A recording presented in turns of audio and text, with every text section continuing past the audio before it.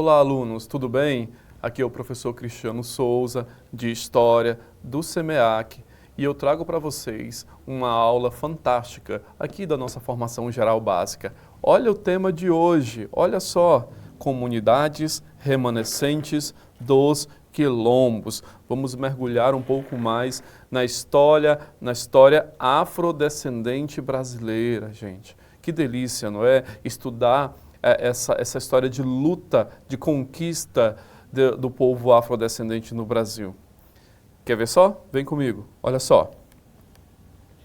Comunidades remanescentes dos quilombos. Então hoje nós vamos fazer uma grande jornada pela história de resistência, cultura e luta por direitos das comunidades quilombolas do Brasil. E aí nós precisamos começar pelo que são os quilombos. Eu sei que você já ouviu falar, já estudou esse termo anteriormente, lá atrás na sua educação básica. Então assim, hoje é tempo de relembrar. Então se perguntam para você, querido aluno, o que são quilombos? Ou você vê uma notícia no jornal sobre quilombos, não é? É comunidades remanescentes dos quilombos, aí você fica com aquela dúvida, o que é quilombo? Olha esse conceito que eu trouxe para você. Os quilombos, eles eram comunidades formadas por africanos escravizados. Esses escravizados fugiam das fazendas durante o período colonial do Brasil, ali do século XVI ao século XIX. Esses espaços para onde eles fugiam representavam muito mais que um simples refúgio. Eram territórios de liberdade, resistência e reconstrução de identidade. Claro que no meio do mato, comunidades distantes das fazendas, escondidos. Então, esses lugares eram territórios onde eles podiam ser livres, resistir à escravidão e reconstruir a sua identidade. Então, estrategicamente, acompanha aqui comigo, estrategicamente eles eram localizados em regiões de difícil acesso, para evitar, inclusive, que eles fossem recapturados, como densas matas, serras e montanhas. Esses assentamentos garantiam proteção contra as expedições de captura e permitiam que os seus habitantes vivessem de forma autônoma, preservando as suas tradições e a sua dignidade. Então, obviamente, eram em locais de difícil acesso para evitar que as missões de recaptura, né, dos senhores de terra, dos donos de engenho, chegasse até eles. Tudo bem? Relembrou aí o que é o quilombo? Ok, vamos continuar. Olha só. A origem do termo quilombo. Então, quilombo, ele tem um significado original. Eu quero que você acompanhe aqui, ó, esse significado original da palavra quilombo. Na língua banto, quilombo originalmente se referia a acampamentos de nômades, comerciantes e guerreiros em trânsito pelo continente africano. Mas é claro que houve uma ressignificação brasileira. No Brasil colonial, o termo ganhou um novo e poderoso significado. É o local de refúgio, de liberdade e resistência dos escravos fugitivos contra a opressão. Então essa é a ressignificação brasileira do termo africano quilombo. Tudo bem, alunos? Tranquilo? Ótimo. E aí, geograficamente, os quilombos, eles têm uma presença, não é? Em quase todo o território brasileiro. Então, nós temos aí mais de 3.000 comunidades certificadas, espalhadas por todo o território nacional. Comunidades que são remanescentes de antigos quilombos, lá do período colonial. Estima-se, segundo o IBGE, que o Brasil possua 1,7 milhões de habitantes de regiões quilombolas, tá? De regiões que são remanescentes dos quilombos. Então, lá eles mantêm viva as suas tradições. Os quilombos estão presentes aí nos 24 estados brasileiros. Existe a presença de comunidades quilombolas, ok? Isso é a distribuição geográfica. E os quilombos, eles são muito marcados por pelo significado de luta pela liberdade. Então, existia na época colonial, e isso é uma ideia que se perpassa ao longo dos tempos, uma ideia de organização dentro dos quilombos. Tá? Então, na época colonial era assim, e a ideia das comunidades quilombolas que ainda resistem é manter essa tradição de organização. Que tipo de organização, professor? Essa aqui que está na tua tela. Então, o quilombo, observa aqui, ó, que ele é uma estrutura comunitária, tá? Então, é uma organização semelhante a aldeias africanas, com sistemas de liderança coletiva, divisão equilibrada das tarefas e tomadas de decisões aí compartilhadas entre seus membros. É um local também onde predomina a economia de subsistência, uma agricultura diversificada, com pesca, caça, extrativismo. Naquela época, principalmente na época colonial, a autossuficiência era fundamental para manter a independência dessas comunidades. O que significa isso? O que significa ser autodependente? Significa que a comunidade ela precisava produzir tudo o que ela necessitava, principalmente em termos alimentares, o que tornava essa comunidade autossuficiente. Então, como as comunidades eram bastante isoladas e de difícil acesso, como acabamos de ver, então uma comunidade não podia contar com a outra. Então, ela precisava produzir tudo o que ela necessitava. Isso é a autossuficiência, ok? E também é um local, era e ainda é, um local de grande preservação cultural, onde existe a manutenção e o fortalecimento das tradições africanas, incluindo manifestações religiosas, musicais, culinárias e práticas ancestrais de cura e sabedoria. Ok? Quilombo dos Palmares, um símbolo de resistência, o maior de todos, tá? No Brasil. É fundado em 1580, olha só, esse esquema que eu preparei para vocês. É fundado em 1580, surge aí o Quilombo dos Palmares, na Serra da Barriga, atual Alagoas. Em 1630, ocorre a grande expansão deste quilombo. Palmares cresce e se torna o maior quilombo das Américas, com cerca de 20 mil habitantes. E a grande liderança por trás desse quilombo é Zumbi dos Palmares. Zumbi, em 1655, assume a liderança e intensifica a resistência contra expedições coloniais, e que eram principalmente expedições para recapturar esses escravos fugitivos. Em 1695, vai ocorrer a destruição do Quilombo dos Palmares. Após quase um século de resistência, Palmares é destruído, mas o seu legado permanece eterno, permanece até hoje.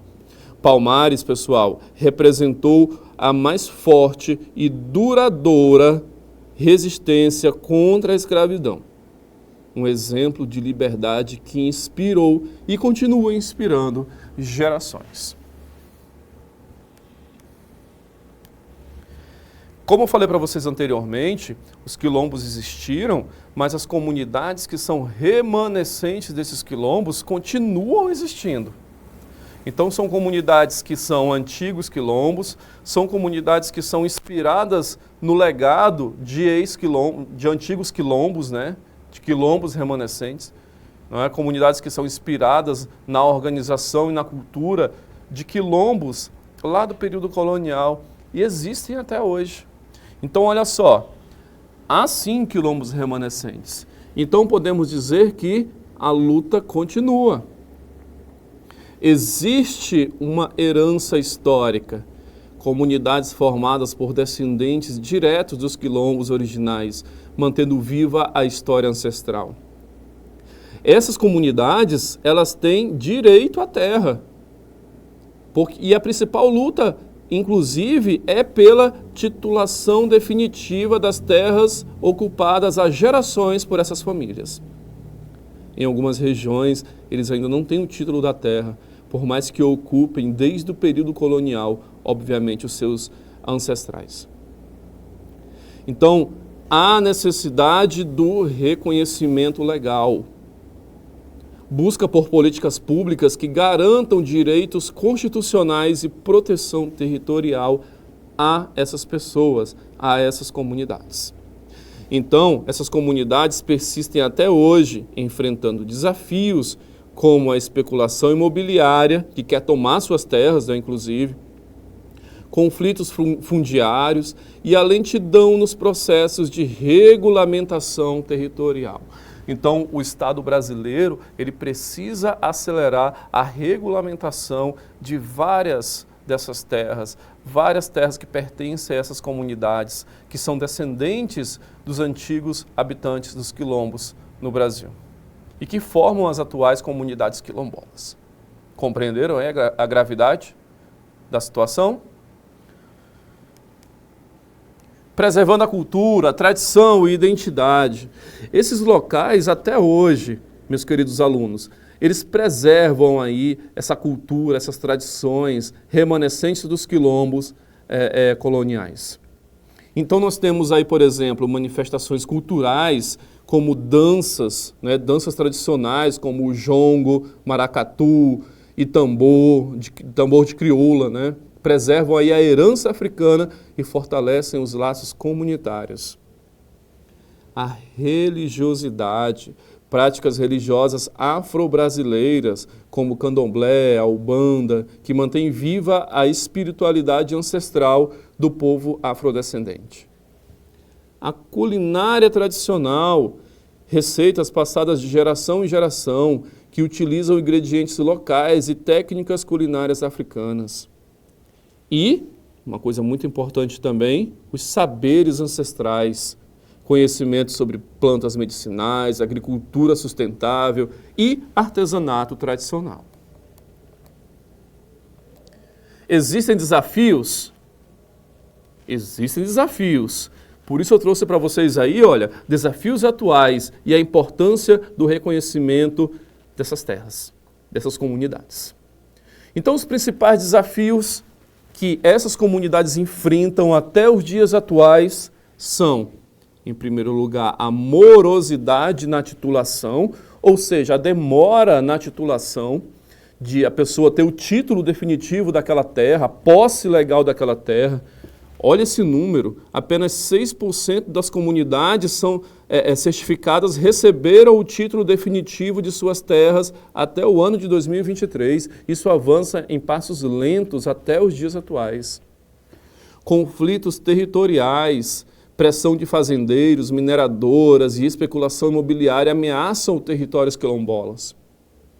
E o acesso a direitos básicos, direitos de todo cidadão brasileiro. Muitas comunidades ainda carecem de infraestrutura, saúde, educação, saneamento adequados. Sendo que existe o marco legal para o reconhecimento dessas áreas, dessas terras. A Constituição Cidadã, a Constituição de 1988, reconheceu o direito das comunidades quilombolas à propriedade definitiva de suas terras, lá no seu artigo 68, que diz: aos remanescentes das comunidades dos quilombos que estejam ocupados suas terras é reconhecida a propriedade definitiva, mas a regulamentação caminha de forma lenta até os dias atuais. Entenderam, alunos? Tudo bem? Vamos exercitar agora. Agora é hora de exercitar o conhecimento que você adquiriu não apenas hoje, mas que você adquiriu ao longo da tua vida escolar sobre os quilombos. Tudo bem? Resolve comigo aqui duas questões. Atividade número 1. Durante o período colonial, muitos africanos escravizados resistiram ao cativeiro no Brasil, de diferentes formas.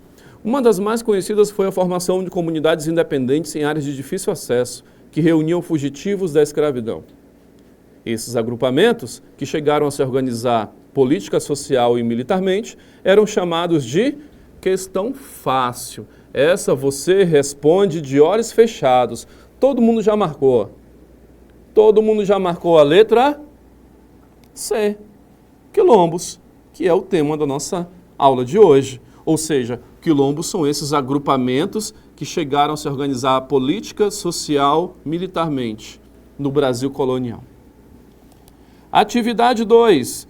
Desde a chegada dos portugueses ao Brasil, os povos indígenas, inclusive, protagonizaram diferentes formas de resistência à escravidão e à perda de seus territórios. Essas estratégias iam desde fugas para regiões de difícil acesso até confrontos armados, como na Confederação dos Tamoios, no século XVI, e na Guerra dos Guaranis, no século XVIII. Nesse contexto, pode-se afirmar que a resistência indígena no período colonial se caracterizou pelo a.